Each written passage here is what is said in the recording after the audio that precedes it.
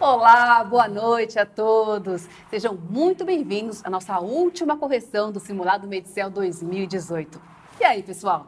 Chegamos à reta final. O que vocês acharam? Gostaram das nossas lives? Como é que vocês foram nas provas? Manda sua opinião aqui pra gente, além de participar aqui das questões, medicel.com.br/desafio Medicel. Lembrando que hoje vamos divulgar os 10 primeiros colocados, aqueles que mandaram muito bem e vão levar prêmio para casa, tá? E aí, doutora Alícia, boa noite. Boa noite, tudo bem? Chegou ao fim, né, doutora Chegou, Alícia? último simulado. Pois é. Será que o pessoal foi bem? Muita gente acertou, muita gente errou? Vamos ver quem que ganhou, né? Vamos ver, hoje vai ser divulgado. Com certeza. Tudo bem, doutor Fábio? Tudo bem? Tudo bem. Passou bem a semana? Passei bem, mais uma vez aqui, né? Não falhamos nenhum simulado. Ponta firme, as 4 lives. Bom, mas hoje é só uma participação especial. Uma surpresa, né? E aí tem bastante gente para falar aqui hoje, o time completo. Obrigada por ter vindo, viu? Ah, que isso. Como vai, Vinícius? Boa noite. Jóia. Boa Seja noite bem-vindo. Obrigado. E aí, como é que está sendo hoje a última live? Vai ser legal, né? Hoje vai ter a revelação aí dos ganhadores, né? Vai ser bem interessante. bacana. Acho que o pessoal deve estar animado. Com certeza. Todo mundo juntinho aí hoje? Isso. Deu, né? Tá todo mundo magrinho, dá, né? Todo mundo fit, né? Fala, Cavaco, como é que tá? Tudo certo. Muito ansioso para saber quem foi o grande ganhador, né? Na verdade, foram 10 principais ganhadores e tenho certeza que todo mundo que participou, sem dúvida, ganhou pelo menos a experiência de treinar, de testar os conhecimentos. E vamos ver quem é que, na verdade, ganhou aí. É o principal prêmio, quem sabe, o primeiro colocado. Estou super ansioso para saber quem foi. A gente vai anunciar o top 10, sim, né? Os 10 sim. primeiros colocados. E foram 50 pessoas que ganharam prêmios. Quer dizer, tem bastante gente que ganhou prêmio. Legal. Depois vai estar na nossa página. Legal. Como vai, Jader? Tudo bem? Tudo Boa bem? Noite. Quero saber como é que foi. Viajou, nos deixou na semana passada. Foi bem de viagem? Pois então, o pessoal já está reclamando aqui que eu falo demais, né? Eu prometo que hoje eu vou falar pouco, né? Foi muito legal, foi muito bom. A recepção lá na Bolívia foi sensacional, assim, o pessoal foi muito legal, muito bacana, muito receptivo. Acho que foi uma experiência, assim, que a gente vai levar para a vida e foi bem legal, bem bacana mesmo. E hoje a gente está junto aí para discutir bastante coisa legal aí de questão e também para a gente discutir alguns assuntos aí que acho que são bem pertinentes para construção do conhecimento para a prova. E parece ter uma questão bem difícil aí, né, para ser resolvida. Tem, de epidemia, uma questãozinha de epidemia, assim, daquelas... Boa para dar aquela chacoalhada, assim, ó, na galera. Tá certo. Seja bem-vindo, viu? Obrigado. Bom, antes da gente começar a nossa quarta live, vamos fazer uma retrospectiva aí de algumas questões que ficaram na live passada. Tem uma pergunta para você, doutora Alícia. Paciente bipolar pode tomar Depaquene de dia e risperidona de noite? Pode. O Depaquene é um anticonvulsivante, estabilizador de humor, e a risperidona é um antipsicótico atípico que também age como estabilizador de humor. Obviamente que tem que estar na dose correta, então o Depaquene tem que entrar aí pelo menos com 1.500 miligramas por dia, a risperidona mais para conter a agitação psicomotora do paciente de mania, melhorar a insônia, mas também age como estabilizador de humor. Aí 2 miligramas à noite, pode usar sim. Ok. Doutor Fábio, surgiu essa dúvida aqui, a gestante, até que você veio até para nos tirar essa dúvida hoje, né, que foi uma grande surpresa. Na gestante com suspeita de apendicite, qual o melhor ultrassom abdominal ou transvaginal? Assim, essa dúvida, ela diz respeito a uma questão do simulado passado, que a pergunta era qual era o melhor exame para apendicite de imagem na paciente gestante, que foi a ressonância magnética. Que é uma questão, eu considero difícil, né? Caiu no SUS, poucos hospitais têm ressonância, mas aí geram essas dúvidas. O ultrassom, você pode fazer ultrassom abdominal e transvaginal. O transvaginal sempre é bem-vindo como um complemento, porque ele vai mostrar, por exemplo, diagnósticos diferenciais da parte ginecológica.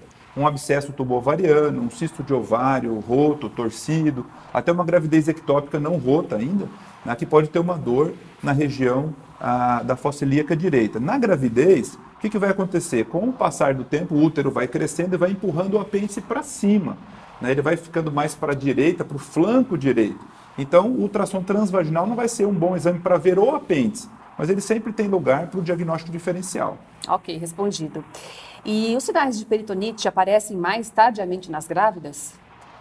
Não é bem assim. O problema é que a gestante, também pelo mesmo motivo, quando você tem o aumento do útero, você tem uma nova conformação dos órgãos abdominais. E pode acontecer do epíplon, do grande aumento, não conseguir bloquear o apêndice.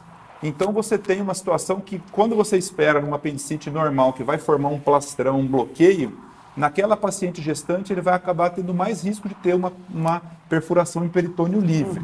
Tá? Então, eu não diria que a peritonite é mais tarde, mas eu diria que ela é mais arriscada. Por isso que, na dúvida, a gente faz a videolaparoscopia, que vai ser diagnóstico e terapêutico. Ok.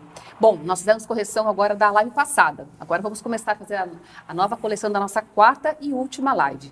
Vou aproveitar que você está aqui, Fábio, e eu gostaria de que você falasse sobre essa questão que 73% de alunos erraram. Esse simulado, as minhas questões de cirurgia e da parte de gastro, os alunos foram bem. Essa questão que foi um pouco maior o erro, né? Então ele pergunta aqui sobre o câncer gástrico. Ele quer saber qual condição predisponente é menos provável para desenvolver o câncer gástrico. Então, passa as alternativas para mim, ele vai me dar várias situações em que a gente tem uma maior chance e fatores de risco para neoplasia gástrica. Ele quer saber qual que é a menos predisponente. Então, vamos lá. Diagnóstico de anemia perniciosa, aí já começa a complicar, né? Coloca clínica médica aí no meio da cirurgia, né? Então, aqui é o seguinte, pessoal, quando a gente pensa em câncer gástrico, a gente sempre tem que pensar o principal fator de risco, tabagismo, a presença do H. pylori, tem algumas cepas de H. pylori que são carcinogênicas, a história familiar e situações que causam um tipo de gastrite chamado gastrite atrófica.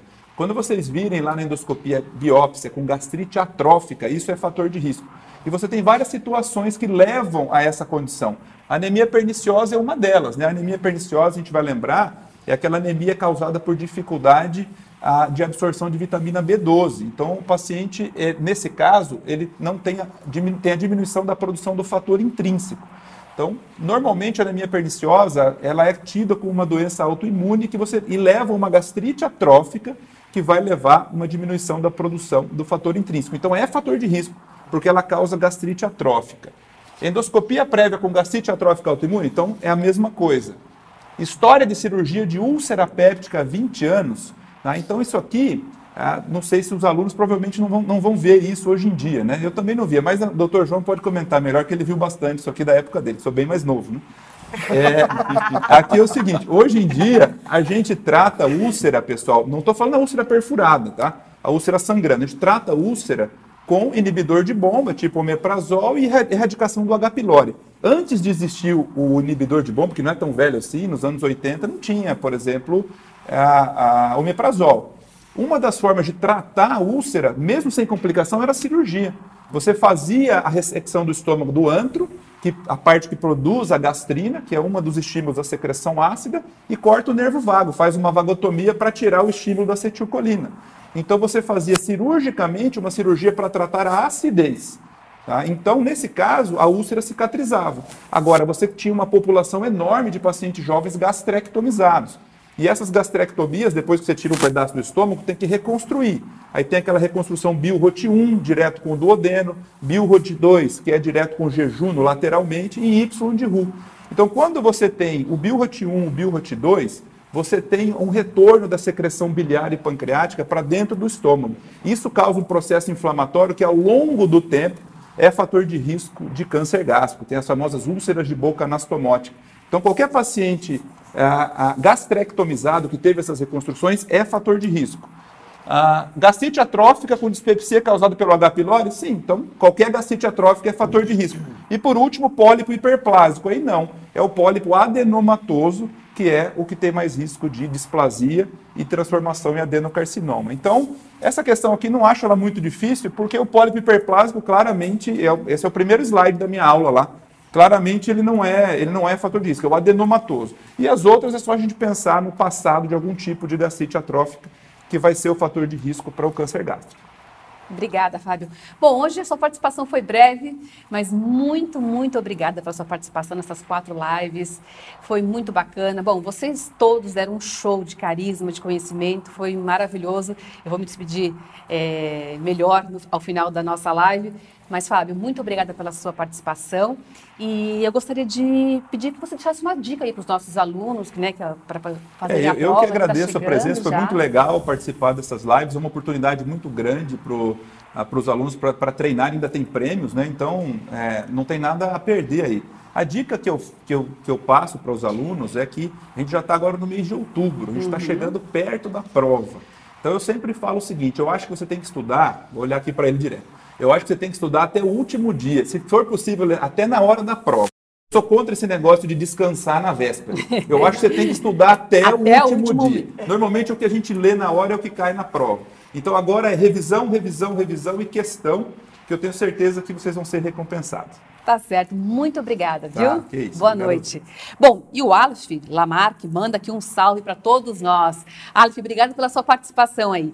E pessoal, lembrando que agora nós estamos fazendo a correção da quarta, agora fazemos a quarta live. Então manda a sua pergunta, manda a sua dúvida que a gente vai responder, tá bom?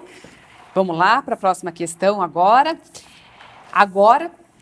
Chegou o momento, pessoal, chegou o momento de anunciarmos os 10 melhores. Quem mandou muito bem vai ganhar e vai levar prêmio para casa.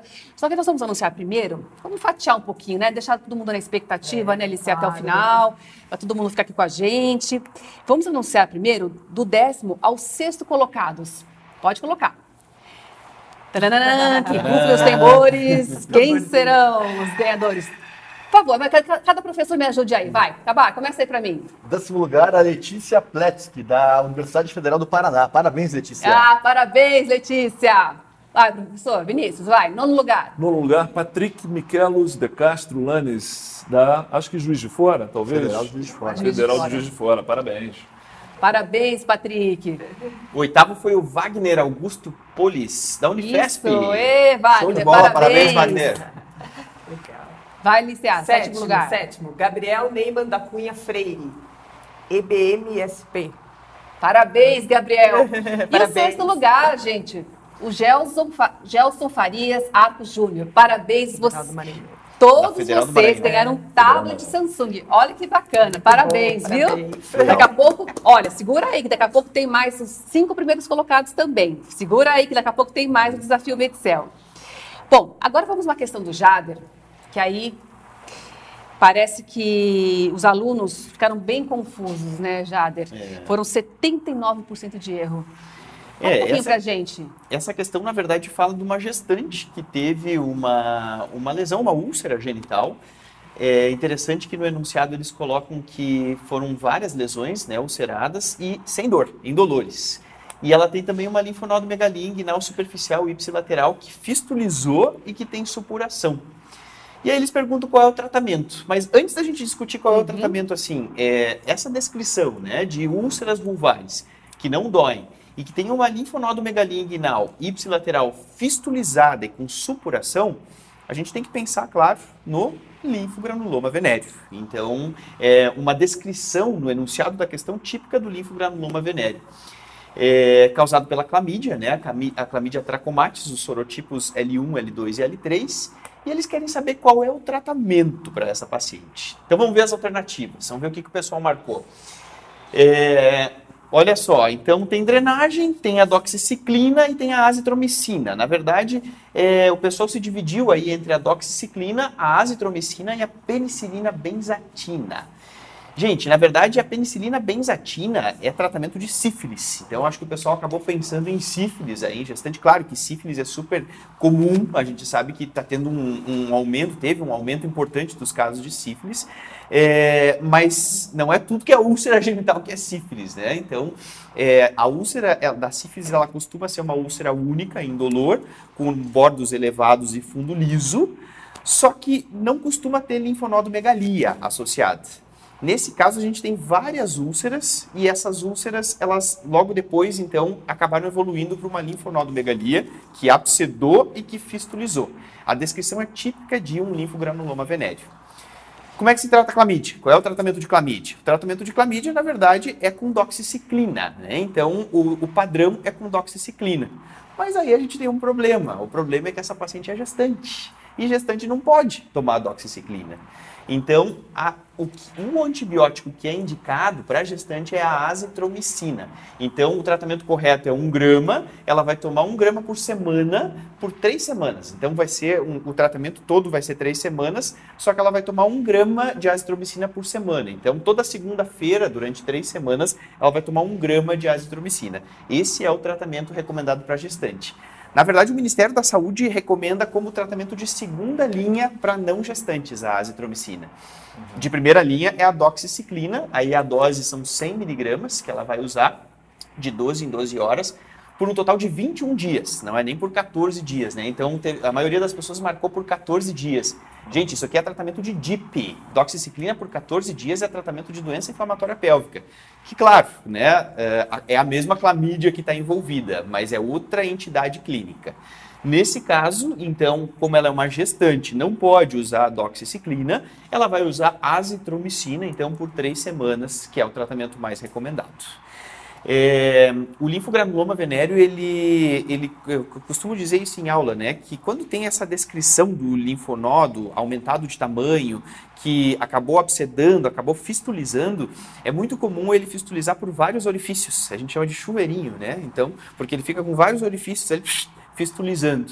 Então, essa é a característica dele, né? Ele vai fistulizar por múltiplos orifícios. Se a paciente tem aquela área que ficou uma área de abscesso ali, aquele linfonodo grande, que popularmente a gente chama de bubão, você pode puncionar com uma agulha calibrosa, nunca fazer a drenagem com bisturi. Então, por isso que a gente acorta também a letra A. Quinolona, ciprofloxacin também não, né? Não tem cabimento também a gente dar ciprofloxacin. Então, a resposta correta é letra C, do meu amigo Cabaca. Né? Então, essa é a resposta da questão. Tá certo, já chegou uma pergunta para você. Laura Isabel Jaramillo quem pergunta. Frente a essa questão, queria saber por que não é possível tratar com doxiciclina. Eu tinha esse tratamento nas minhas notas por 21 dias. Muito obrigada. Perfeito. Exato. Laura, né? Isso. Então, Laura, é exatamente isso. O tratamento de primeira linha é a doxiciclina. Só que o que acontece? Como a paciente é uma gestante, a doxiciclina ela é contraindicada na gestação. Você não pode usar ela na gestação pelo risco que está associado da doxiciclina em gestante. Então, o que acontece? Como ela é uma gestante, você vai usar a azitromicina.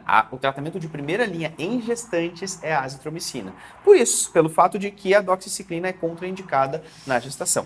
Mas se ela fosse uma não gestante, estaria correto. Você teria que marcar a doxiciclina. Só que lembra que é 21 dias mesmo, né? Não como está aqui, que é 14 dias. Ela falou 21 dias, né? Exato. Isso. É isso aí. Obrigada pela pergunta. Obrigada, Jadeiro. Bom, agora vamos a outra questão, agora da doutora Alicia. Vamos falar sobre atribuições do SUS. Bom, foram 73% de erro, né? Mas eu entendi por que os alunos erraram essa questão. Porque é uma questão que parece bem fácil, né? São atribuições do SUS em todas as esferas de governo. E aí, quando vem as alternativas, coloca para mim as alternativas. E aí você começa a ver, eu também quando olhei essa questão, eu falei, poxa, mas todas são atribuições do SUS, né? Elaborar normas técnicas, estabelecer padrões de qualidade para promover a saúde do trabalhador. Então, as funções básicas do SUS são promoção da saúde, prevenção de doenças, tratamento, reabilitação, saúde do trabalhador, vigilância sanitária e vigilância, a elaboração de plano de saúde. Então, aqui ele contempla todas as funções do SUS mesmo. Então, por isso, acho que ficou bem pulverizada a resposta. Então, olha, elaborar normas técnicas, né, para a saúde do trabalhador, sim. Elaborar e atualização periódica do plano de saúde também. Acompanhar, avaliar e divulgar o nível de saúde da população e das condições ambientais também. E também, né, participar da definição de normas e mecanismos de controle com órgãos afins de agravo sobre o meio ambiente ou dele decorrentes que tenham repercussão na saúde humana. Aí você fala, bom, tudo isso aqui é função do SUS, mas na pergunta ele quer saber qual que é a função do SUS na esfera federal, na esfera nacional. Então, embora tudo seja função do SUS, é só a alternativa D, que é na esfera federal. As outras alternativas acontecem em todas as esferas, municipal, estadual e federal. Então, é uma pergunta difícil mesmo, capciosa, que você tem que saber aí destrinchar a função de cada esfera no SUS, não é muito fácil, não. Então, acho que por isso que muita gente errou mesmo, porque na alternativa D é só competência da esfera nacional, da esfera federal. Ok, Lícia. Vamos à questão sua agora, Vinícius? Vamos. Pediatria. 79% dos alunos erraram, né? Caramba. Bem, então, Bastante essa gente. é uma questão onde ele caracteriza aqui uma criança com uma meningite bacteriana, com leucócito, passa o quadro clínico de meningite, o líquor com meningite, está claro que é uma meningite bacteriana, e ele faz a bacterioscopia cocos gram-negativos.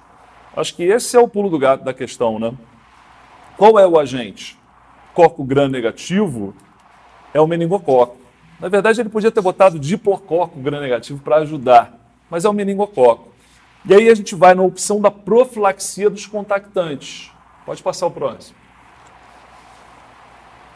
Onde ele bota ceftriaxona, cipro, rifampicina, ceftriaxona, bota doses, que é uma coisa que eu acho ruim em prova, né? Ter que decorar dose. O fim da picada, porque na prática a gente não decora dose, olha no livrinho e acabou, né? A única dose que você deve conhecer é a dose da adrenalina na parada cardíaca, né? Porque essa não dá tempo de olhar no livrinho, porque vai morrer. Mas de resto, mas enfim, o que botaram muito? Rifampicina, que é um esquema profilático para contactantes, tanto do hemófilos como do meningococo. Eu acho que é aí que foi a confusão, porque esse esquema de rifampicina por 4 dias é para o hemófilos, que é um cocobacilo gram-negativo e não um coco gram-negativo. Eu acho que essa talvez tenha sido a confusão, porque a rifampicina para o meningococo são por 48 horas. A medicação é feita por 48 horas. E aí, como única opção aqui viável para o meningococo, a ceftriaxona nessa dose, 125 abaixo de 12 anos, acima de 12 anos é o dobro, 250.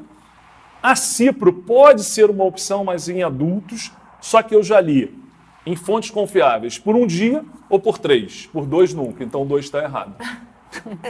Mas eu acho que o básico dessa questão é talvez um confundimento entre ser um hemófilos ou um meningococo. É um meningococo, então a rifampicina seria por 2 e não 4 dias, e a nossa opção é a ceftriaxona. Esse é o gabarito. Obrigada, Vinícius. Agora vamos falar sobre uma questão sua, né, Cabar? Que sobre infecções na gestação. Sim. Também foi bastante gente que errou, né? Um índice de erro bastante elevado. Eram 4 assertivas, não é? E daí pediam para que nós classificássemos em verdadeiro ou falso.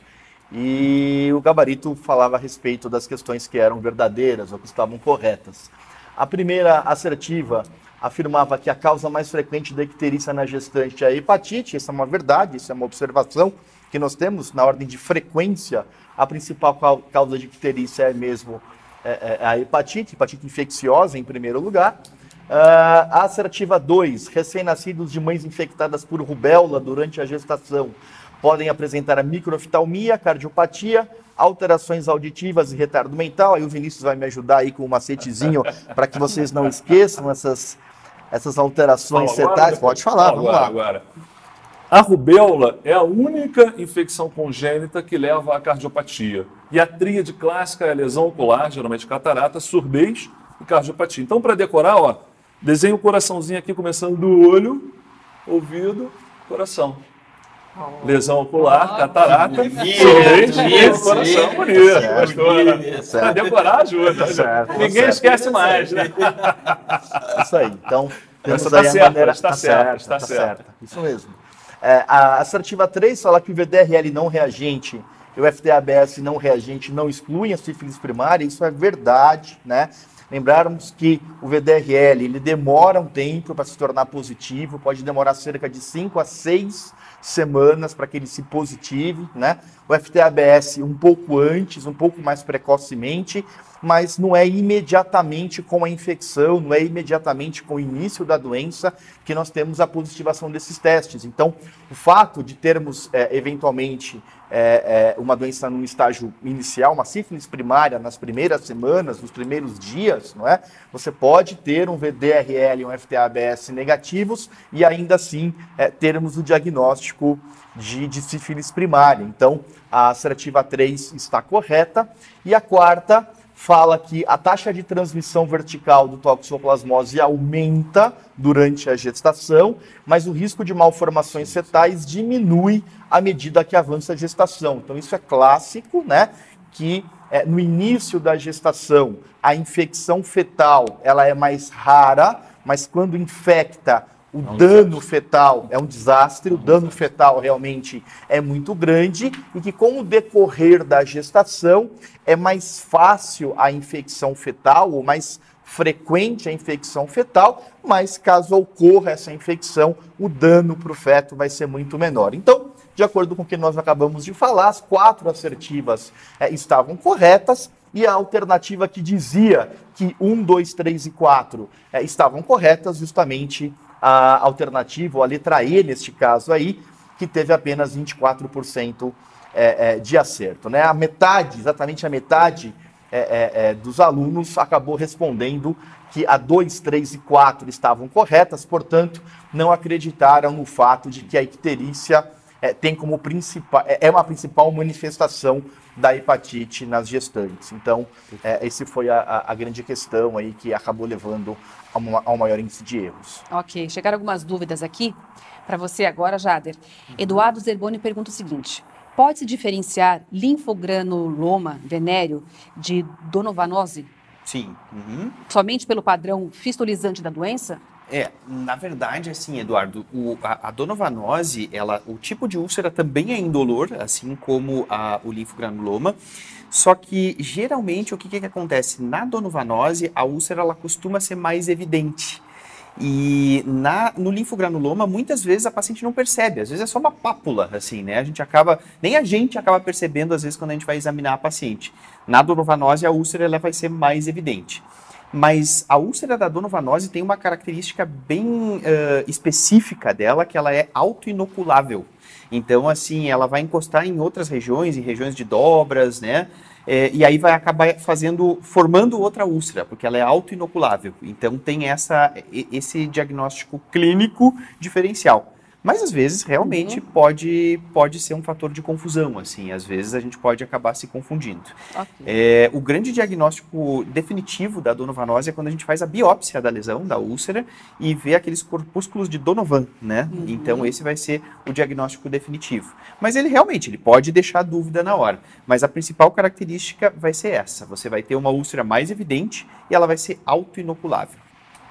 Pessoal, e continue mandando sua pergunta aqui para o nosso chat, né? Dá tempo, tem bastante tempo, viu? Olha, estou recebendo mais uma questão aqui agora para o Fábio Cabar, tem várias perguntas, a gente vai tentar fazer todas elas durante a nossa live, tá bom? Cabar, o Edberto pergunta o seguinte: qual é o risco de doxiciclina para gestante? Na verdade, você tem um risco fetal, né? Lembrar que a questão fala a respeito da utilização da droga no primeiro trimestre. Então, para que não se deixasse aí qualquer tipo de dúvida, o examinador ainda deixou claro que era no primeiro trimestre, a época em que o risco teratogênico é ainda maior, né? Então, pelo risco fetal mesmo, de alterações fetais, de teratogênese e malformações, que nós não utilizamos o antibiótico durante a gestação. Eu acho que tem uma questão também, né, Cabar, que é essa questão ética de fazer estudo com um medicamento em gestante, né? Porque o que acontece? Aqueles medicamentos que já são clássicos, assim, do tipo paracetamol, dipirona, essas coisas que é do uso corriqueiro, a gente já tem bastante estudo em relação a eles. Mas é difícil a gente fazer estudo em gestante pela questão ética, né? Então, assim, olha, a gente não sabe se essa droga aqui ela vai ter algum tipo de risco na embriogênese ou não. Então, quem é que vai ser candidato, né, a ver se realmente ela tem algum risco de teratogênese? Então, existe essa questão que muito medicamento a gente não sabe dizer exatamente qual é o dano que pode causar e por isso se contraindica, né? Então, na dúvida, como a gente não sabe, se contraindica. A grande questão, existe uma discussão muito grande quando se fala em aprovação de drogas, em estudos de fase 3 e 4, que grande parte das drogas que são utilizadas e que estão no mercado são drogas que foram testadas em homens adultos. Não é? Então, e a gente acaba utilizando a verdade encontrada para homens adultos, para crianças, mulheres e gestantes. Então, se nós formos ler os estudos em fase 2, em 3 especialmente, em fase 4, né, onde se buscou a utilização em larga escala dessas drogas, por uma questão de proteção, né, e daí fala-se muito em vulnerabilidade do sujeito de pesquisa, no sentido de se proteger esses grupos, né, então a criança que tem uma vulnerabilidade própria da faixa etária, as gestantes, por tudo isso que o Jadar acabou de dizer, né, e às vezes até as mulheres por essas mesmas questões, você acaba tendo que, muitas vezes, o que nós temos como verdade, se nós formos avaliar do ponto de vista estrito científico, não sabemos se é uma verdade. Porque fala-se que de 70% a 80% das drogas, que, repito, estão no mercado, estão sendo utilizadas, elas foram testadas em homens adultos, não em mulheres, não em gestantes e não em crianças. Muitas vezes a medicação demora a chegar na pediatria. A gente já vê usando em adulto, mas o que se diz é a criança não pode usar. Por quê? Porque não foi testado. Exato. E é difícil fazer pesquisa em criança, muito difícil, pela barreira ética mesmo. Ô Vinícius, desculpa, eu tô rindo porque você criou um alvoroço aqui no nosso chat, viu? Mesmo? Olha só, o Dainer Sandoval, ele diz o seguinte: nunca mais esqueço rubéola e o coraçãozinho. Adorei, professor Vinícius. E todo mundo pedindo para você repetir.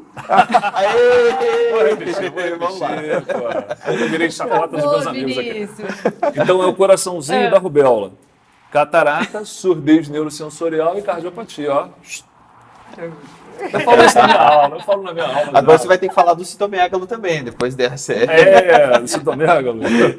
Tá certo. Agora uma pergunta para você, Alicia. Ali Ibrahim Yassine. Doutora Alicia, a elaboração de normas e planos corresponderia à esfera federal e o Estado deveria controlar e só então o município executar? Não necessariamente. Por exemplo, quando você fala de planos de saúde, você tem todas as esferas elaborando, planejando e executando.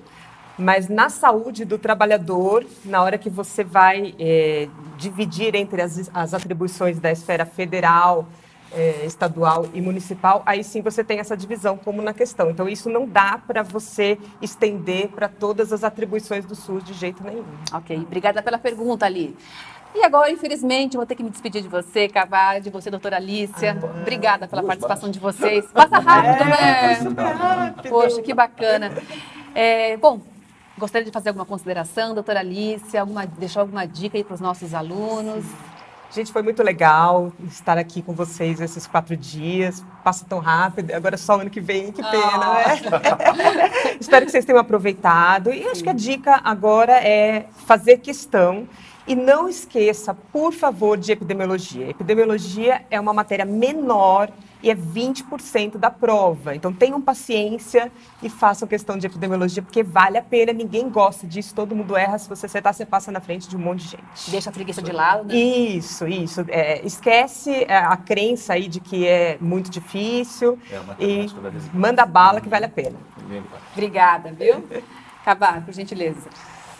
Agradecer a oportunidade de estar com vocês. É muito bacana ter essa chance de conversar ao vivo, de discutir as questões. Espero que vocês tenham realmente aproveitado os nossos simulados, que vocês tenham se saído bem. E eu concordo com o que o meu xará Fábio disse. Eu nunca tive essa história de descanso na véspera, estresse.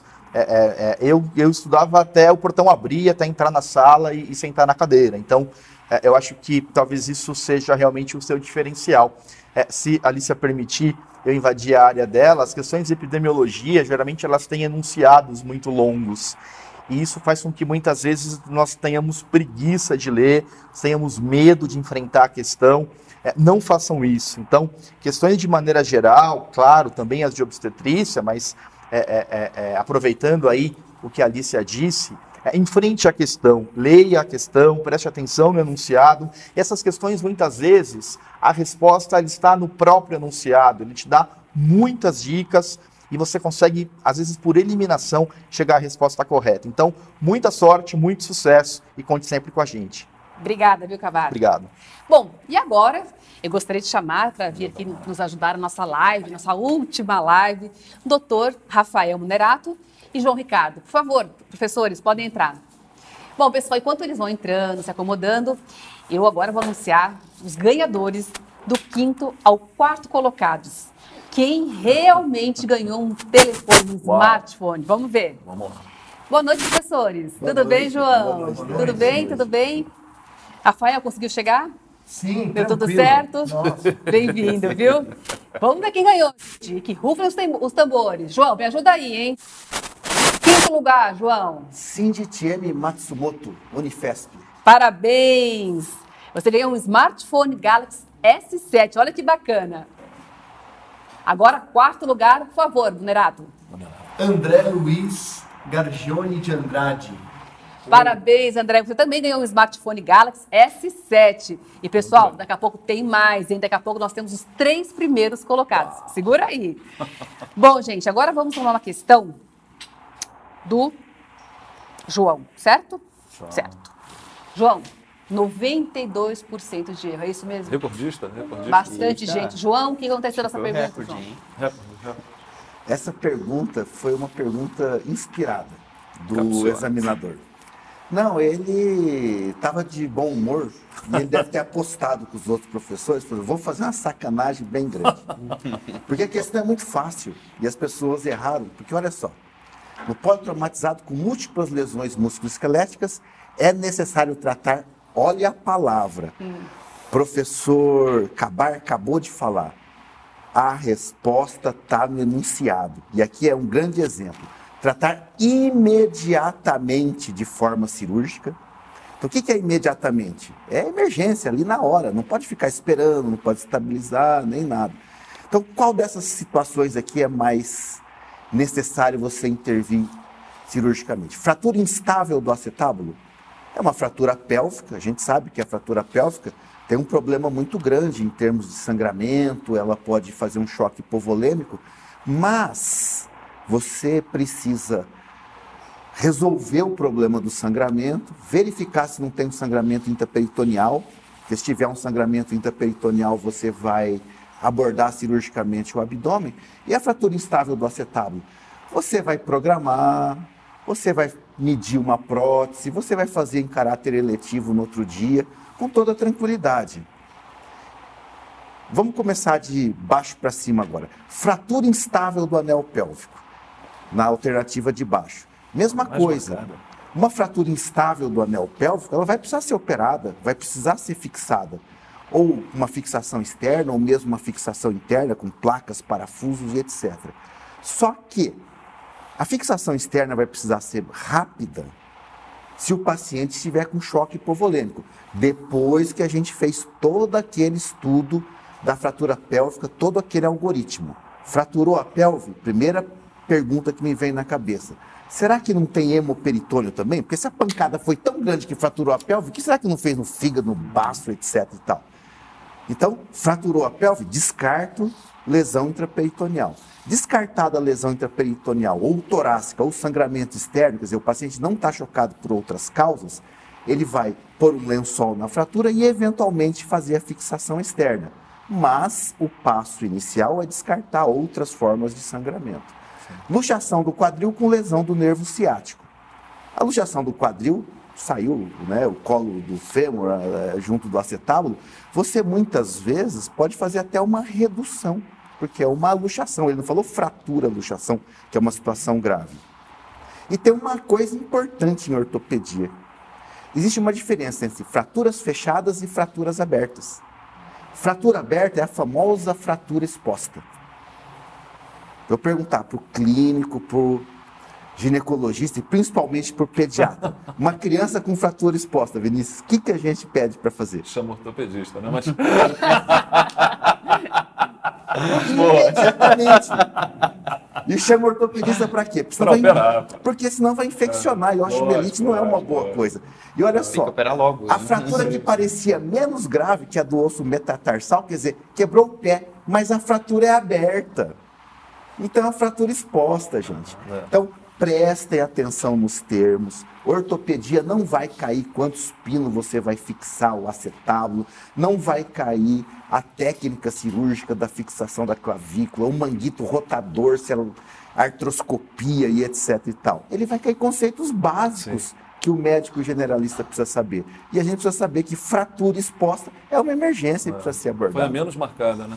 Já pensou? Por quê? Porque era o pé. Todo mundo, pelve, sangramento, acetábulo, todo mundo foi na fratura pélvica, que realmente é grave a fratura pélvica. Mas ele não falou que o paciente estava chocado nem nada. Verdade.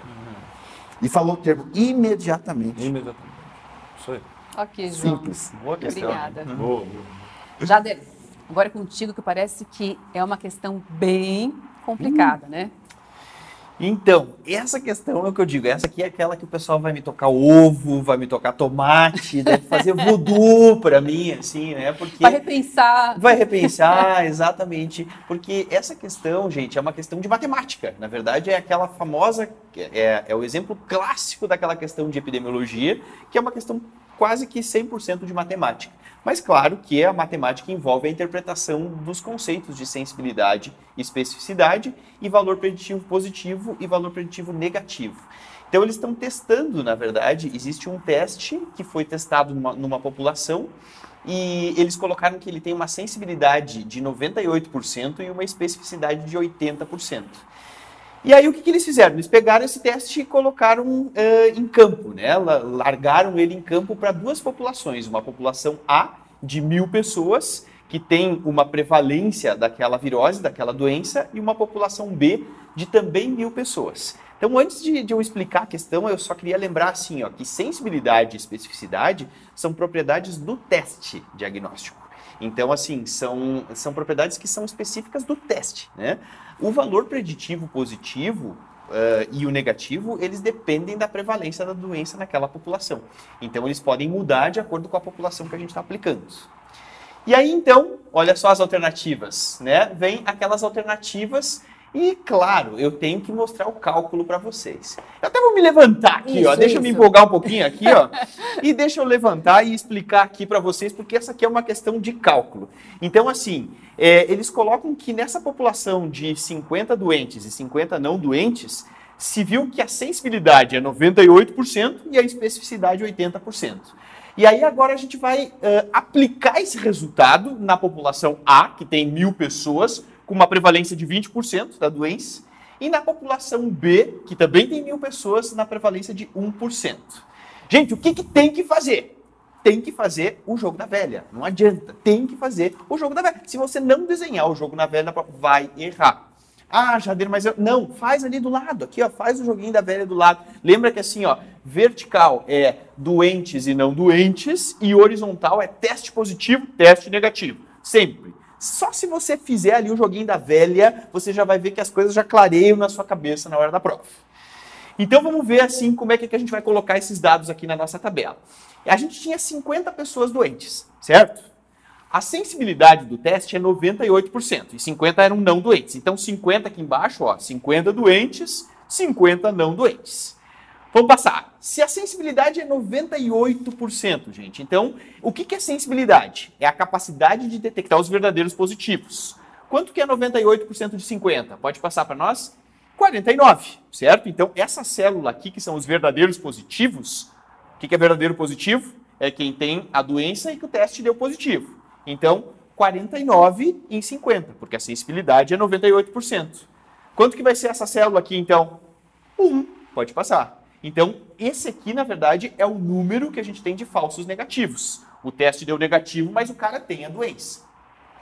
Agora vamos ver essa coluna aqui, ó. Aqui são os não doentes. A especificidade deu 80%. O que é a especificidade do teste?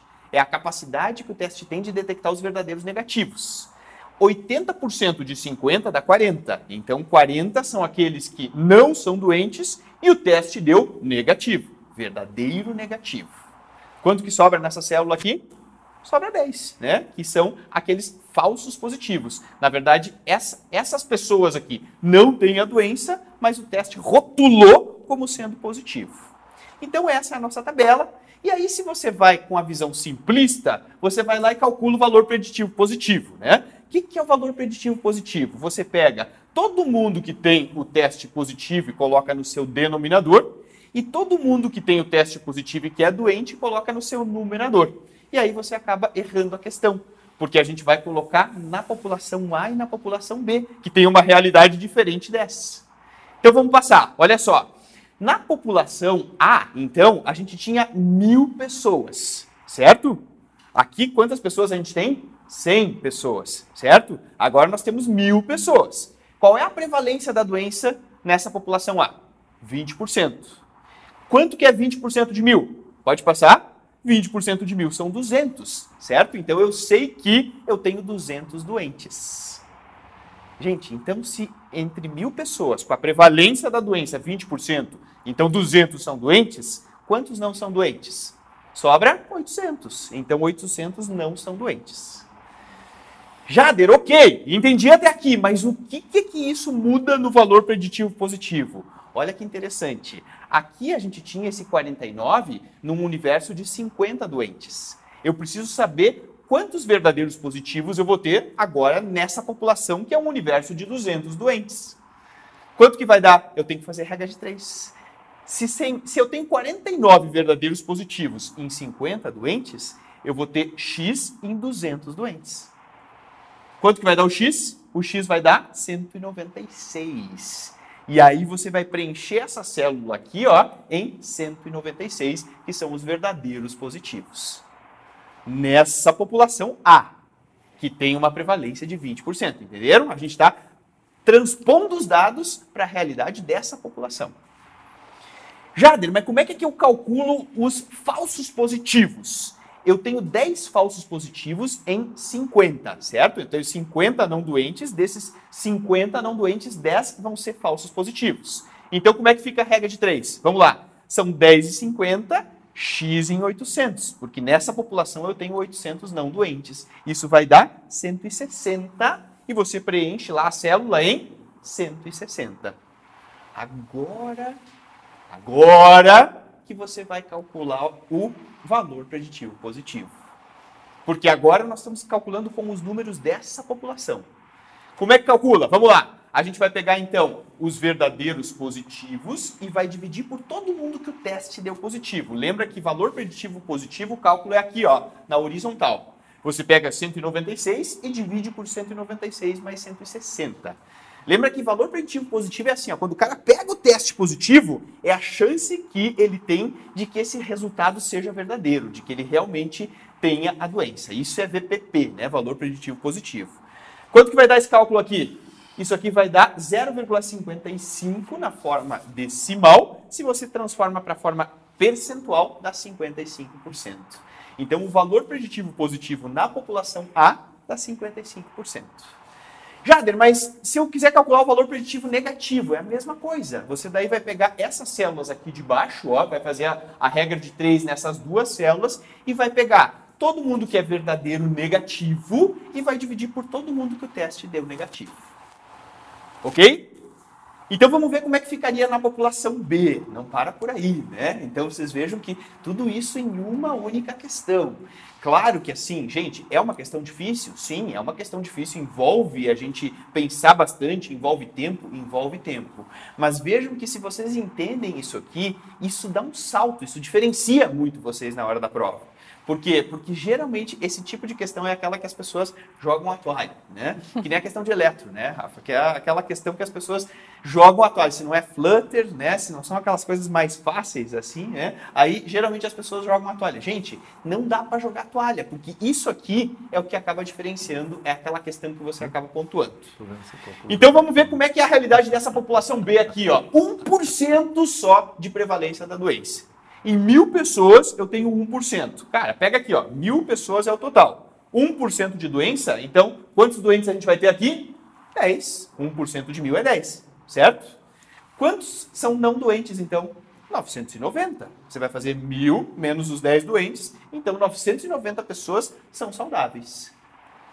Como é que você vai calcular, então, cada uma das células? Eu tenho 49 verdadeiros positivos em um universo de 50 doentes. Eu vou ter X verdadeiros positivos, pode passar, em um universo de 10 doentes. E aí o seu X vai dar 9,8. Jader, mas dá para colocar número com vírgula? Claro, lógico que dá. Dá para você colocar número com vírgula sim. É dado isso aqui. Então vai ter 9,8 aqui nessa célula. Vamos ver essa aqui que são os falsos positivos. Ó. Então, são 10 falsos positivos em um total de 50 não doentes. Num universo de 990, quanto que vai ser? Vamos ver? Então, são 10 em 50, x em 990. Quanto que vai dar o x? 196,4. E aí a gente vai colocar ali o 196,4. Então, cara, agora você vai calcular o valor preditivo positivo da população B. Quanto que vai dar? Você vai pegar os 9,8, que são os verdadeiros positivos, e vai dividir por todo mundo que o teste deu positivo. Ou seja, soma esse com esse. Esse vai ser o seu denominador. Ó, 9,8 mais 196,4. Quanto que vai dar o valor preditivo na população B, o positivo? 0,048, que você transforma para 4,8% na forma percentual. Então, gente, olha só, o valor preditivo positivo da população A é 55% e da população B é 4,8%. Na verdade, a gente pode calcular o preditivo negativo também, mas só sabendo o positivo já dava para responder a questão. Pô, só sabendo o valor preditivo positivo, né? Olha o cálculo que tem que fazer. Mas, gente, se você entendeu, você consegue fazer o cálculo e consegue acertar a questão. Olha só as alternativas, ó. Eles colocam, então, aqui, ó, 55% o valor preditivo positivo da população A e 5% da população B. Pô, Jader, mas era 4,8%. Arredonda, né? Eles estão colocando números arredondados aqui. 4,8% eles arredondaram para 5%. Então, essa é a alternativa certa. Todas as outras aí acabam caindo por terra. Não me joguem tomate, pelo amor de Deus. Não, mas tem um comentário aqui para você, de novo aqui. Não me joguem tomate. Eu sei que assim é uma questão ruim, é uma questão mais difícil. Assim, tem matemática, tem muita matemática. A gente médico geralmente é meio avesso na matemática, né? Mas eu acho que assim esse tipo de questão é uma questão que diferencia, né? Que acaba deixando a gente mais diferenciado. Olha só, o André diz o seguinte, a Versani. Enunciado grande, pergunta complexa, precisa montar pelo menos 2 tabelas para analisar. Tudo isso tendo apenas alguns minutos e estresse da prova. Bem difícil mesmo. É verdade. Eu queria contribuir, meu grande amigo Jader. Primeiro que assim, essas questões de estatística deviam valer 3, né? Exato. Devia ser uma coisa muito diferente. Mas eu acho que é legal também falar para os alunos, e aí puxando para a nossa parte da clínica médica, né? Até porque muitas vezes você vai fazer uma conta desse tamanho e às vezes você acha um resultado e sem querer errou em alguma conta e depois de todo esse trabalho ainda pode errar. E eu queria chamar a atenção que, pela lógica, também dá para a pessoa estimar essas alternativas. Olha por quê. Sim. O que o Jader comentou? A população lá de 1.000 pessoas, em que a prevalência da doença era 1%, a clínica sempre é soberana. Quer dizer, é tão baixa a população que se um teste, a prevalência, que se um teste tiver positivo, você vai duvidar do teste. Entendeu? E aí, como o Jader disse, olha lá o valor preditivo positivo naquela população. A única alternativa, que ele é bem baixinho, é 5%. Então, essa é a alternativa que tem mais lógica em relação às outras. Quer dizer, essa é uma regra clássica da medicina. A clínica sempre é soberana. Então, se eu pego uma população que é a incidência daquela doença, então pega um país escandinavo numa doença tropical, é tão pouco provável que você lá, atendendo um caso, vá ter aquela doença, que mesmo que alguém peça aquele exame, a chance de você acreditar no exame é muito baixa, né? É que nem você pesquisar coronaropatia em uma mulher jovem que não fuma, perfeito, né? É isso. Que tem um IMC normal, é isso que o valor preditivo positivo vai ser baixo, né? Diferente de um homem com idade, obeso, tabagista, né? Perfeito. Então, e aí o correto, vai ser alto. Muitas vezes, é não pedir esse teste. Exato. Porque mesmo que ele venha positivo, você vai trucar ele. Você fala, não é possível. Não faz sentido nessa população. E esse é um erro que nós médicos cometemos. A gente fica pedindo um monte de exame, porque fica na nossa árvore diagnóstica sem entender esse dado de estatística. De valor preditivo. Muito isso aí. Muito bom. João, chegou uma dúvida aqui para você. Quem pergunta é João Otávio Martini. Não deixamos de lado a sequência do ABC, do ABCDE, para responder a questão como fratura metatarsal. Doutor João? Não, é assim. Quando a gente fala em ABCDE, A, via aérea, B, respiração e C, choque. Mas no enunciado ele não falou que o paciente estava em choque. E se esse paciente estivesse em choque por causa da fratura pélvica, outras medidas precisariam ser tomadas antes de operar a pelve. E ele queria operar imediatamente. Então, se ele não falou que esse paciente estava instável hemodinamicamente, não tinha nenhum comprometimento ventilatório, então a gente tem que focar no enunciado, que dizia que era um trauma musculoesquelético. E a gente sabe que o trauma musculoesquelético, a maioria deles, a gente vai abordar no exame secundário do atendimento do politraumatizado. O exame secundário é com vítima estável, e aí, a vítima estando estável, o mais grave realmente é uma fratura exposta pelo potencial de contaminação. Ok. Obrigada pela pergunta, João. Agora quem pergunta é Laura Isabel Jaramillo. Deixa eu ver aqui que pulou. Mais uma fratura instável do anel pélvico. Não estaria em circulação, pensando nela como uma causa hemorrágica? E nesse caso, certo não é fazer imediatamente a cirurgia ou somente com o lençol e fixação externa? Então, muito interessante a pergunta e os termos que ele usa. Ele falou fratura instável. Quem está instável é o osso, não é instável o paciente. Isso que a gente tem que levar em consideração. As fraturas pélvicas nós temos basicamente duas. As que abrem, geralmente quando o paciente bate de frente ou quando ele cai sentado. Quando ele abre, o plexo venoso posterior sacral, ele se abre, faz um sangramento, hematoma reto peritoneal. É o chamado livro aberto, ela sangra muito. Outras fraturas são as que fecham.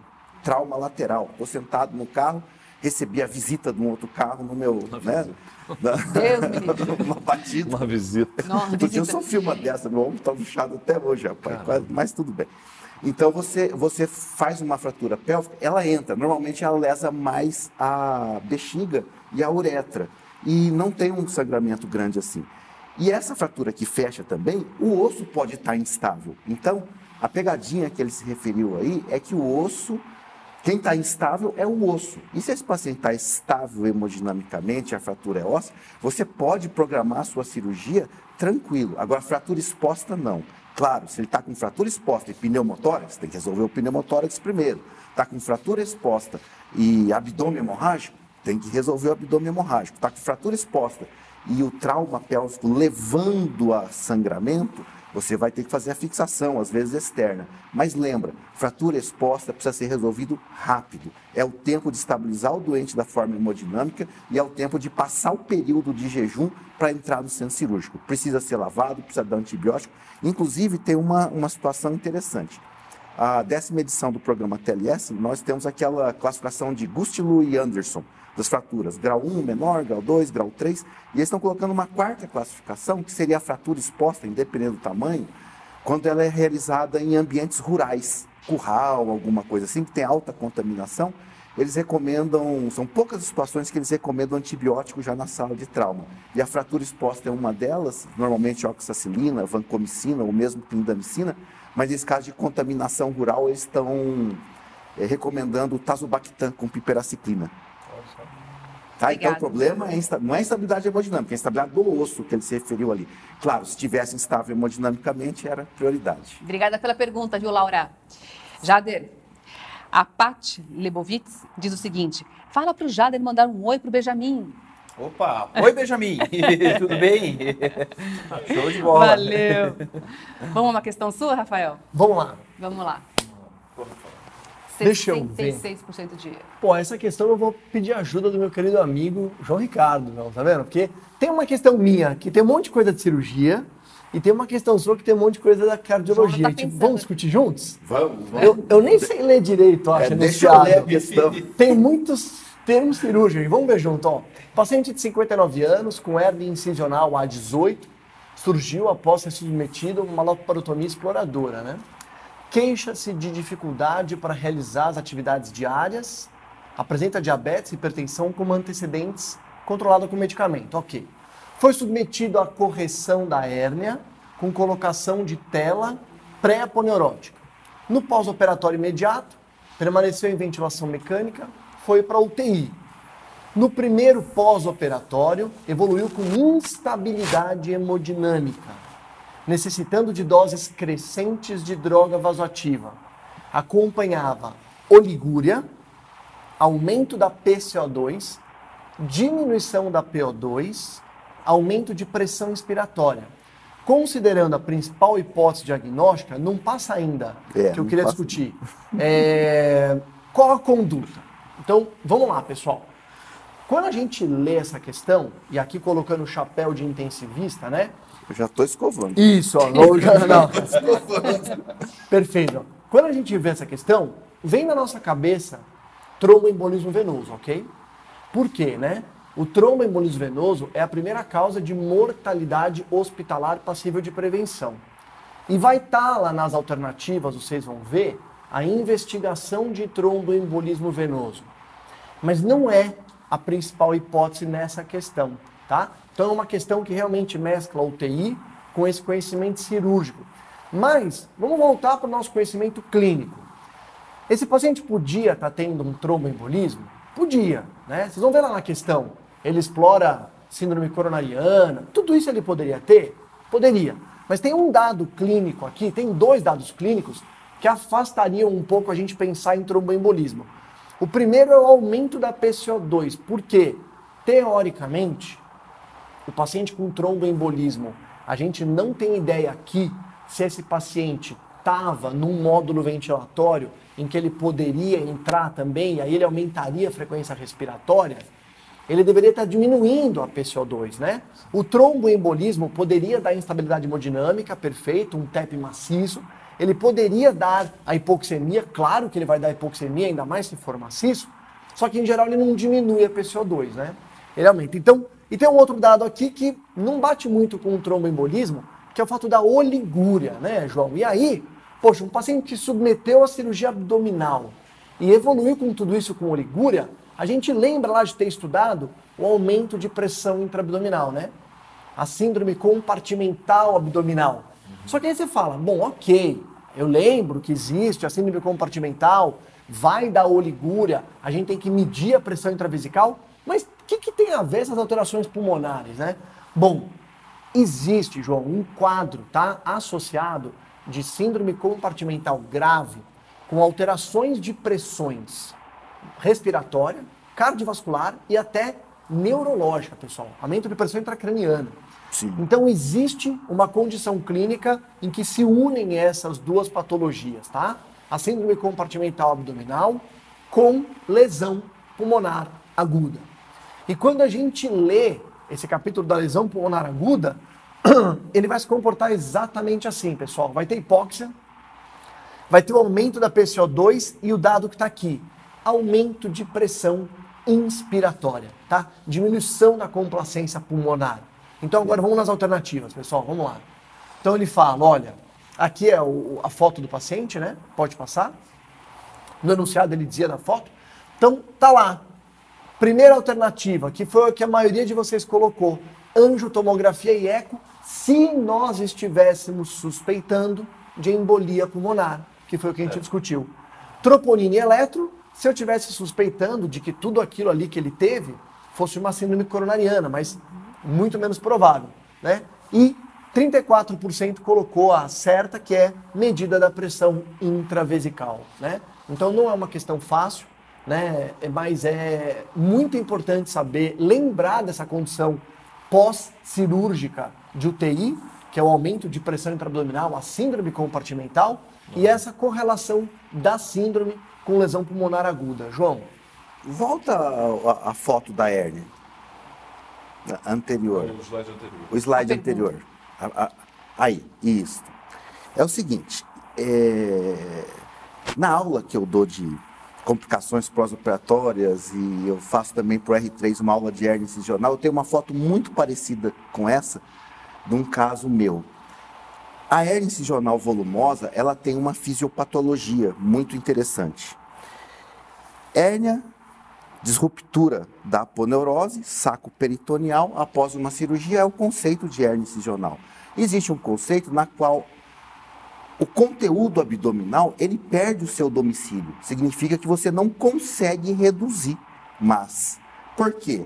Porque a tração lateral foi tão grande, a musculatura sofreu um certo grau de atrofia, E existem uns outros elementos fisiopatológicos, porque o peso das alças sem a proteção da parede abdominal faz espessamento do mesentério, ele fica maior. As alças, como perde o gradiente de pressão, elas ficam mais espessas, mais grossas, então acaba não cabendo. E tem uma alteração fisiopatológica no diafragma, porque eu não tenho a contenção, o diafragma não faz mais o fole. Então, hérnias incisionais muito volumosas, quando corrigidas de forma inapropriada, ou seja, com tensão, fazem isso que o Rafael acabou de descrever da parte respiratória. E aí o que acontece? O cirurgião chegou lá e apertou demais. No que ele apertou demais, aumentou a pressão intraabdominal, não tem retorno venoso, então não tem débito cardíaco, hipotensão, oligúria, não tem retorno venoso, edema cerebral. Perfeito. E a parte pulmonar devido a essa alteração do diafragma. Agora, qual que é a solução disso? Não era o objetivo da questão, mas esse tipo de cirurgia merece uma conduta de expansão da musculatura para que você possa corrigir. Tem várias técnicas descritas, mas tem uma técnica descrita de 1940 que é o pneumoperitônio progressivo. Eu, inclusive, fiz um trabalho já sobre isso. Você, dia sim, dia não, faz a punção ou deixa um catéter de Tenkoff e coloca ar. Quase um mês, e fisioterapia, suporte nutricional, tudo que tem direito. Um mês depois, é uma beleza operar. E aí ela volta. É como se fosse um expansor de silicone para fazer um retalho. Você ganha o espaço. Mas o paciente precisa ficar internado 30 dias, etc e tal, e coisa. É a técnica de Moreno, é um cirurgião argentino, descrito em 1940, e até hoje não inventaram coisa melhor. Então, lembrar, ele fez um conceito de síndrome do compartimento numa correção de uma hérnia incisional volumosa com perda do sítio. Mas a síndrome do compartimento está presente em outras situações, como politraumatizado exsanguinado, grandes cirurgias, e, enfim, situações de peritonite, pancreatite com grande distensão, e o intensivista sempre está chamando lá para a gente avaliar. E eu até falei para o Rafael, na hora que estavam lendo a questão, eu falei, eu já estou escovando aqui, porque eu sei que o intensivista vai chamar e vai pegar assim pelo colarinho e vai, opera logo esse sujeito, porque vai medir a pressão intravesical, ela vai estar acima de 35, que é elevadíssima a pressão, e você precisa abrir. Abrir e vai deixar aberto. Perfeito. Paciência. Às vezes com vácuo, alguma coisa assim, porque senão o paciente morre. Bacana a questão. Excelente, João. Valeu. Que bom, a gente estava de plantão juntos, tá vendo? Rafael, tem uma dúvida aqui que chegou do Rodrigo dos Anjos Rocha. Doutor Rafael, poderíamos pensar nessa oligúria como uma IRA pós-renal, por edema de uretra, pós-sondagem vesical? Se não, o que fala contra? Obrigada. Imagina, então, as insuficiências renais agudas pós-renais são bem características mesmo, né? Ali da obstrução da saída da urina, então, em geral, envolvendo os problemas prostáticos, né? Não é o que a gente esperaria. Deu para entender o raciocínio, né, seu nessa questão, né? Mas ela clinicamente não é algo muito plausível de acontecer. Não. O que acontece mesmo é a interrupção da perfusão renal. É o contrário até o mecanismo, né? É bem pré-renal que vai acabar acontecendo por conta da pressão intraabdominal que está muito alta. Ok. Obrigada aí pela pergunta, Rodrigo. Agora vamos a uma questão sua, Vinícius? Vamos? Só um minutinho, pessoal. Lembrando, fiquem aí, porque daqui a pouco nós vamos anunciar os 3 primeiros colocados. Então fiquem aí, que já a gente vai estar anunciando, tá bom? Vinícius. Vamos lá. Bem, essa questão é uma questão sobre crescimento, o que é correto. Pode passar o gabarito. Vamos lá. E essa questão a gente faz mais por eliminação. E já digo por quê. Bem, primeiro ele começa dizendo que a idade óssea é um bom parâmetro para acompanhamento adiantado em crianças mais baixas. Geralmente a idade óssea em criança mais baixa é atrasada. O pico de crescimento é mais curto e mais intenso nas meninas. Não é mais intenso nas meninas e nem é mais curto, ou seja, 2 coisas erradas. E vou para D. A suspeita de etiologia genética para uma criança com baixa estatura é reforçada pela proporcionalidade normal dos segmentos ao exame físico. Exatamente ao contrário. Se você tem uma baixa estatura familiar, você tem proporcionalidade. Genética, nem sempre. Então, eu tenho 3 erradas. A outra tem que estar certa. Então, vamos lá. O avanço constitucional do crescimento tem frequentemente histórico familiar positivo e não altera a previsão da estatura final. Por que eu achei essa questão difícil? Porque isso não é o dia a dia da gente no ambulatório, por exemplo. Ninguém está preocupado com a criança que é um pouco mais alta. Está todo mundo preocupado com a criança que é um pouco mais baixa.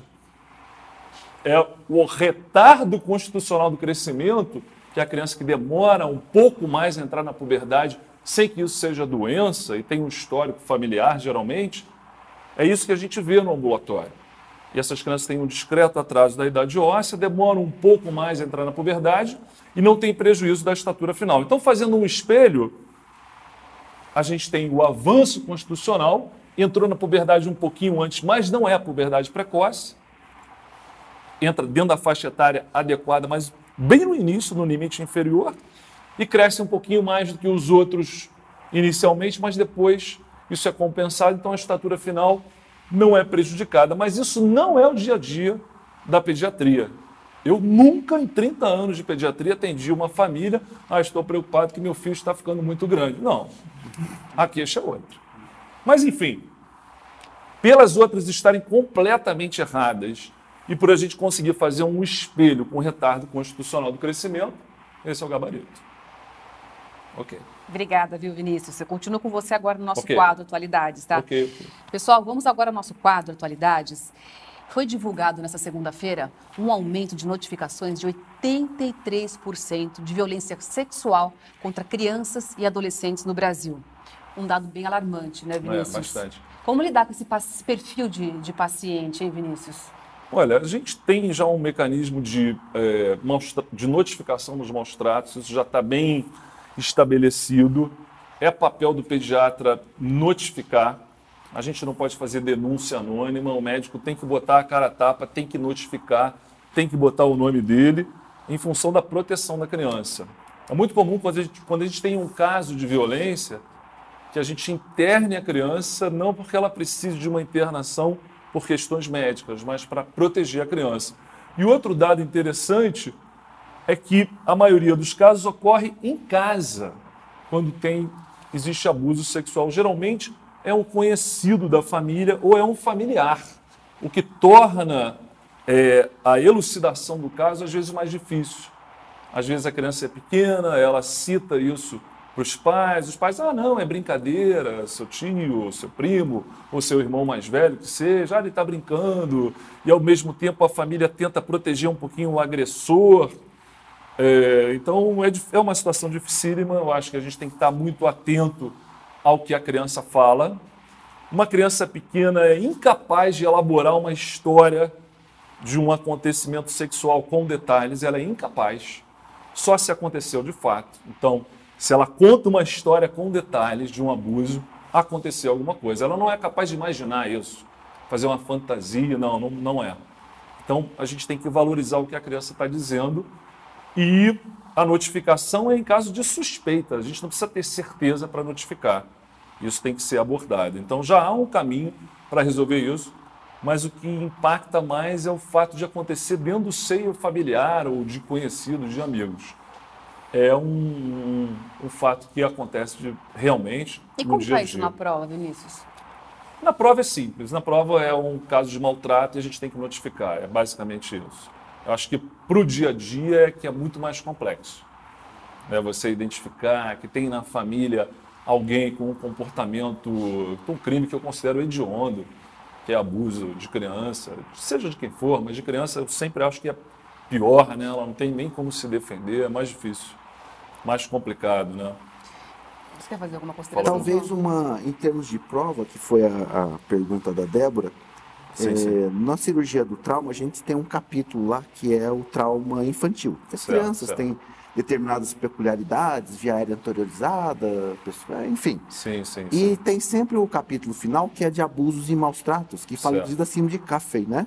Uhum. Que é a síndrome de maus tratos e a possibilidade dos padrões de lesões mais comuns. Sim. Às vezes não cai na pediatria, mas cai na área da cirurgia, que é o aparecimento de hematomas subdurais crônicos com mais frequência, quando tem uma disparidade da história contada pela família e o tipo de lesão. Lesões aberrantes, por exemplo. Uma criança pequena que não anda não pode ter uma fratura de fêmur. Exato. Então, isso aí eu já vi escorregou, caiu todo quebrado, né? Um politrauma com a queda. Exato. É aquela história confusa. Isso. Então, o padrão de lesão comum de maus tratos, às vezes, já foi perguntado em questões de cirurgia do trauma. E a síndrome de Caffey é porque ele pega a criança e balança assim, né? E ele, por desaceleração, faz hematomas subdurais, que ele pode ficar crônico, porque a criança pequena tolera melhor o processo expansivo, não soldou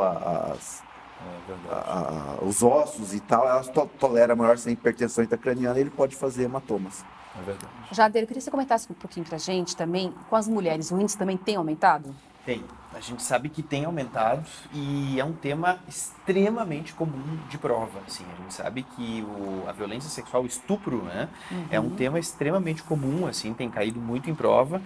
Eu acho que não só pelo índice está aumentando, mas também porque a gente sabe que existe uma dificuldade do profissional da saúde de lidar com isso, né? As mulheres que são vítimas de estupro, elas geralmente vão acabar sendo atendidas numa emergência, numa UPA, né? Então, é um colega que é generalista que está atendendo ali e a gente sabe que existe uma dificuldade das pessoas de lidar com isso, assim. Eu acho que muitas vezes, assim, aquela negação inicial que a pessoa pensa, não, mas não é possível. Não está acontecendo, não tá acontecendo isso, sabe? Muitas vezes acaba levando isso. E também o despreparo, né? A gente sabe que existe esse despreparo. Eu acho que um dos grandes erros que os profissionais acabam cometendo é essa questão do julgamento. Que eu acho que isso é um problemaço que a gente tem, assim, que muitas vezes a pessoa acaba jogando a culpa, um pouco da culpa, digamos assim, do evento para a vítima, porque a gente não quer acreditar naquilo, a gente quer pensar, não é possível que acreditou isso. E às vezes aí a gente começa, por incrível que pareça, tem muita gente que pensa assim, mas certamente quem já passou por essa situação, já passou por esse tipo de atendimento, deve ter ouvido alguém lá na UPA, lá no hospital dizer assim, mas também essa hora da noite, o que ela estava fazendo sozinha na rua, né? Poxa, olha a roupa que ela tá, né? Não porque, né? gente, assim, nós estamos num país livre, né? Aquilo que eu sempre digo, as pessoas são livres para andar na rua a hora que elas quiserem, para andar com a roupa que elas quiserem, né? Então, assim, no momento em que alguém chega, no momento que ela vai ser atendida e alguém diz assim, mas também, o que ela estava fazendo com essa roupa? Ela sofre uma reviolência num lugar em que era para ela ser acolhida, que era para ela se sentir segura, ela sofre uma nova violência no momento em que alguém diz isso. Mas também, né, poxa, essa hora aí não é hora de estar na rua, né? Ô, Jader, e no caso de ser mulher engravida, como isso acontece? Como é que pode ser isso, ser resolvido? Então, assim, naqueles casos de estupro, né, de gravidez decorrente de estupro, a gente sabe que o aborto no Brasil, ele é permitido, né? Então, pode ser praticado, pode ser feito o aborto sem nenhum tipo de... Às vezes as pessoas pensam, tem que ter o boletim de ocorrência policial, né, para comprovar que foi estupro. Não precisa, né? Tem que ter autorização do juiz. O juiz tem que me emitir uma coisa para eu poder fazer o aborto. Também não precisa, gente. A única e exclusiva coisa que precisa é o consentimento informado da mulher. Então, ela vai relatar em prontuário médico que essa gravidez foi decorrente de estupro, e aí, então, ela relatando e assinando isso, e dizendo que ela consente em fazer o aborto, a gente pode fazer e a gente está respaldado legalmente para fazer o aborto.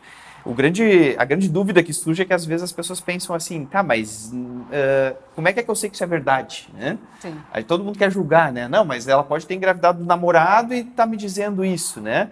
É aquilo que eu sempre digo nas aulas, né, gente? A gente não é juiz, nós não somos juízes, nós não somos delegados. A nossa função é zelar pela saúde da vítima. Então, se ela está nos dizendo isso, a gente vai confiar na palavra dela e a gente vai fazer. Não é a gente que tem que julgar. Se você quer julgar, faça uma faculdade de Direito e faça um concurso para juiz. É outra coisa. Não tem nada a ver a gente querer julgar se é verdadeiro ou se não é verdadeiro. Então, se você ficou na dúvida, eu não sei se isso é verdadeiro, não interessa. Não cabe ao médico. Não cabe ao médico, não é atribuição do médico, exatamente. Você quer fazer alguma consideração, Vinícius? Não, eu queria fazer uma consideração, vendo a matéria aqui também, que ele relata que aumentaram o número de notificações. Sim. Isso não quer dizer que os casos aumentaram. Talvez a população esteja se sentindo mais acolhida, os médicos estejam mais cientes do problema e valorizando isso. Então, aumentaram as notificações, mas não quer dizer que há 10 anos havia menos casos. Porque isso sempre aconteceu, né? Exato. Sempre.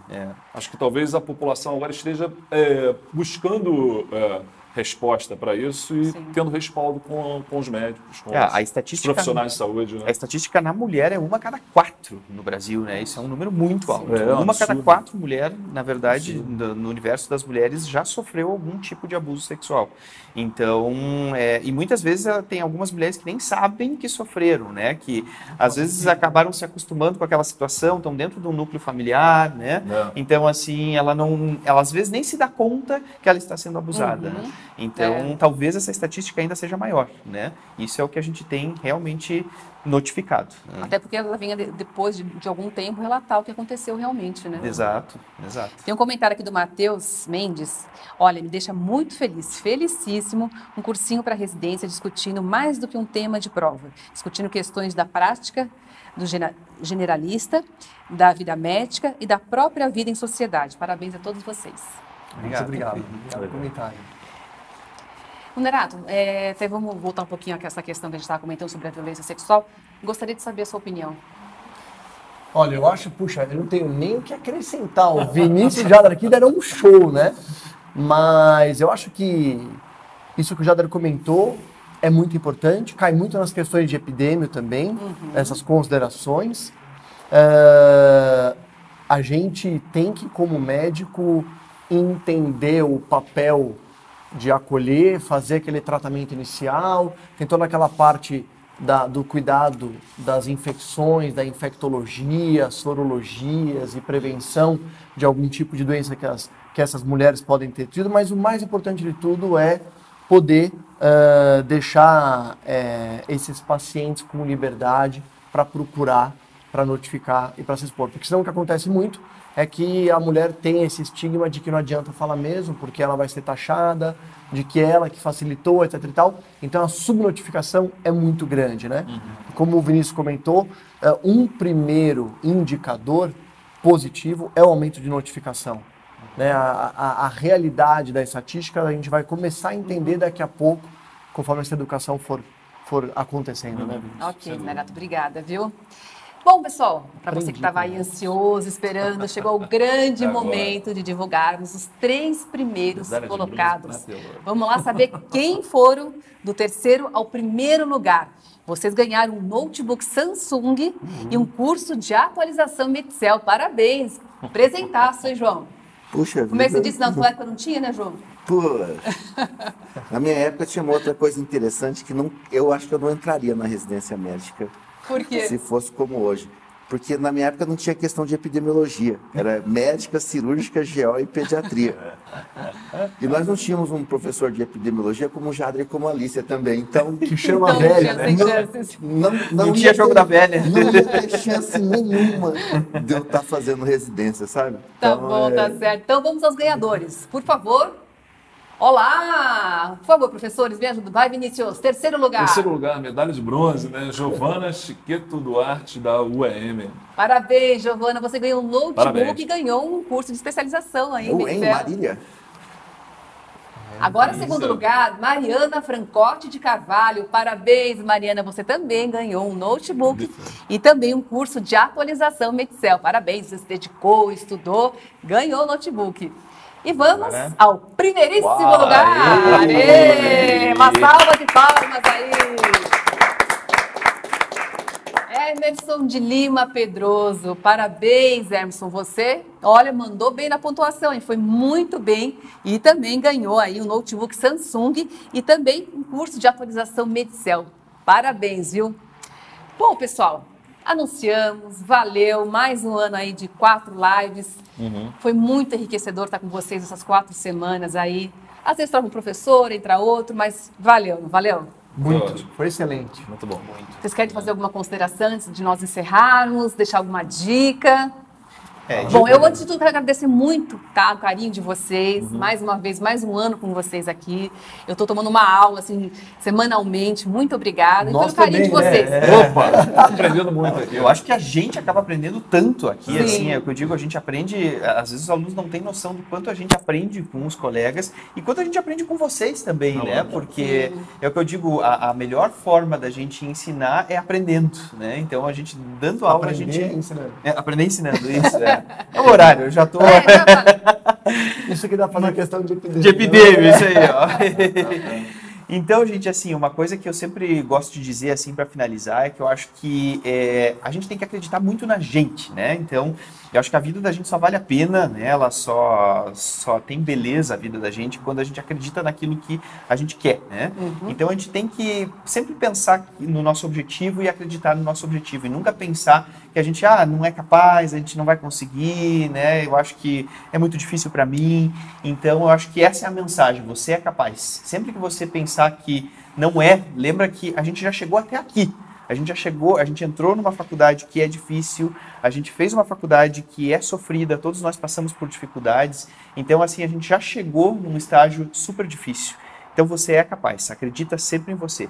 Jader, aliás, eu comentei em off, mas eu quero falar de novo. Muito bom, muito legal essa camisa, muito linda, comemorando aí o Outubro Rosa. A gente não falou sobre câncer de mama, mas eu estou homenageando o Outubro Rosa. Eu vesti na camiseta, então, tá certo. Exatamente, eu acho que eu tenho uma coletânea aqui de camisas rosas justamente para usar em outubro. Tá muito elegante. Uso uma cada dia.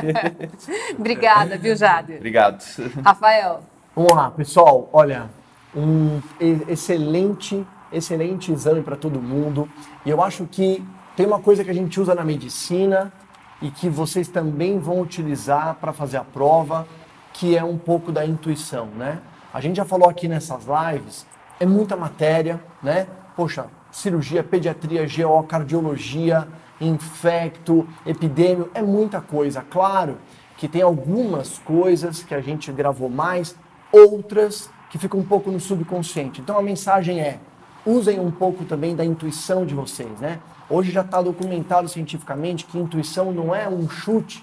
A intuição, às vezes, é uma coletânea de um paciente que você viu lá no internato, de um caso que você lembra que foi discutido numa aula, num simulado, né? Porque realmente é muita matéria, é muito conteúdo, mas a gente tem muita convicção de que vocês vão continuar tendo muito sucesso. Obrigada, Rafael. Vinícius? E pegando aqui um gancho dessa questão do ensino, da aprendizagem, que a gente aprende muito com vocês, é interessante que quando eu recebo dúvidas em relação a alguma coisa que eu expliquei na aula, me dá um alerta, olha, eu tenho que explicar isso de uma outra forma, porque as pessoas não estão entendendo. E a gente acaba crescendo muito com a ajuda dos alunos, de vocês. Então, eu agradeço a vocês por isso. E em relação à prova que está chegando, eu acho que uma boa estratégia, que eu sempre usei, estou me aproximando da prova, faço questão e identifico aonde eu estou fraco. E ali é que eu vou estudar a parte de texto, ver uma aula maior, mas ir pelo caminho das questões. Agora é a hora de pegar os atalhos para ir bem na prova. Boa sorte. Obrigada, Vinícius. João?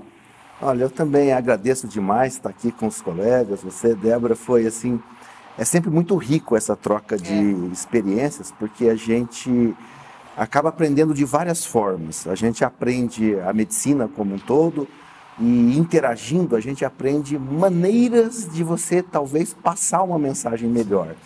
E esse talvez seja o grande privilégio de abraçar essa coisa de ser professor, né?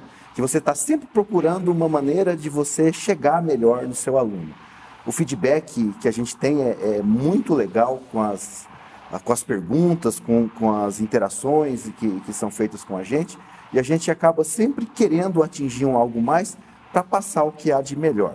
Sobre a prova, é claro que a gente acaba falando algum conselho, uma sugestão das nossas experiências, mas assim, na verdade, eu acho que cada indivíduo tem que tentar achar para ele qual que é a zona de conforto, qual que é a melhor maneira dele lembrar das coisas, qual que é a melhor estratégia. Claro que fazer muitas questões sempre é muito bom. Na minha aula, nas minhas áreas, cirurgia do trauma, cirurgia geral, as questões são muito repetitivas.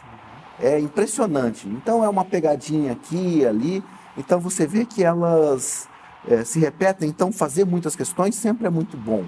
Mas tem pessoas que gostam mais de ler textos, outros gostam mais de assistir aula. Então, se identifique com a sua melhor maneira e aproveite essa reta final. Essa reta final não é para ter desânimo, muito pelo contrário. É hora de você arranjar aquela força, que nem carro de Fórmula 1, né? Agora tem um negócio que o cara aperta o botãozinho e ele... Turbo, aperta e na reta lá ele corre mais. É hora de você dar aquele gás final para que você tenha sucesso. E se por acaso você não tiver sucesso, todos são muito jovens, a vida às vezes traz obstáculos para a gente, justamente para colocar a gente à prova, a gente superar outras oportunidades. Já são médicos, áreas, né? Exatamente. Diferente. O fato de já terem chegado nessa situação já é uma grande vitória. Então você se sentir menor ou não deu, não, calma, realinha aí seus raciocínios. Fiquem tranquilos, se planejem e mãos à obra e vamos à luta. Obrigada, Sucesso, João. moçada. Muito obrigada. O Emerson de Lima Pedroso diz o seguinte a vocês. Foi demais, cada questão, correção e as lives foram sensacionais. Um gigante obrigado aos mestres. Esse ciclo foi demais. Vocês são demais. Parabéns. Legal. Valeu, Emerson. Obrigada, viu, gente? Obrigado. E obrigada a todos vocês. Parabéns. Todos vocês são ganhadores. Lembrando que nós anunciamos os 10 primeiros colocados, mas tem bastante gente que ganhou, viu? Vai lá na nossa página medicel.com.br/desafio Medicel, que estão os 50 primeiros colocados. Tem prêmio para todo mundo, viu? E aproveita e vai lá e vê o curso que mais combina com você. E não se esqueça de uma coisa, pessoal. Como diz o João e todos os nossos outros professores, não desistam dos seus sonhos nunca. E lembre-se, viu? A Medicel está junto de você nesse desafio. Tchau, muito obrigada e boa noite.